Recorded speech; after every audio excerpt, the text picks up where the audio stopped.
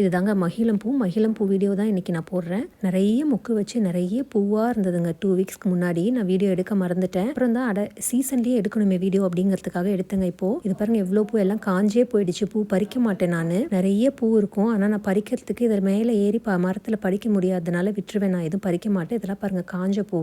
இதெல்லாம் தான் இன்னைக்கு பூ, இன்னைக்கு பறிக்க வேண்டிய பூ இதுதாங்க. இது பாருங்கள், நாளைக்கு பறிக்க வேண்டிய பூ. கொஞ்சம் விரியாமல் இருக்க மாதிரி இருக்கும். மழை பெஞ்சது, காற்றடிச்சது அப்படின்னாக்கா பூ நல்லா ஃப்ரெஷ்ஷாக கீழே கொட்டும். அது வேணா நம்ம எடுத்து நம்ம கோர்த்து வச்சுக்கலாம். இந்த பூவை காய வச்சு எண்ணெய் காய்ச்சும் போதும் போடுவாங்க. சிகக்காயை அரைக்கும் போதும் அதில் போட்டு அரைப்பாங்க. நிறைய ஹெல்த் பெனிஃபிட்ஸ் இருக்குங்க இந்த பூவில். மரத்தினுடைய பட்டையும் இந்த பூக்களையுமே டீ மாதிரி போட்டு குடிக்கலாம்னு சொல்லுவாங்க. இவங்க ஒரு ஸ்பெஷல் கெஸ்ட்டுங்க. இவங்க இந்த மரத்தில் தான் பிறந்து வளர்ந்துருக்காங்க. இவங்க கூடயே இன்னும் 2 பேர் இருப்பாங்க. அவங்கள காணங்க. மொத்தம் 3 பேர் இருந்தாங்க. இப்போ ஒருத்தர் தான் இருக்காங்க. இதுதான் நான் மரத்துலேருந்து பறிச்சேன் இல்லைங்களா, அந்த பூங்க.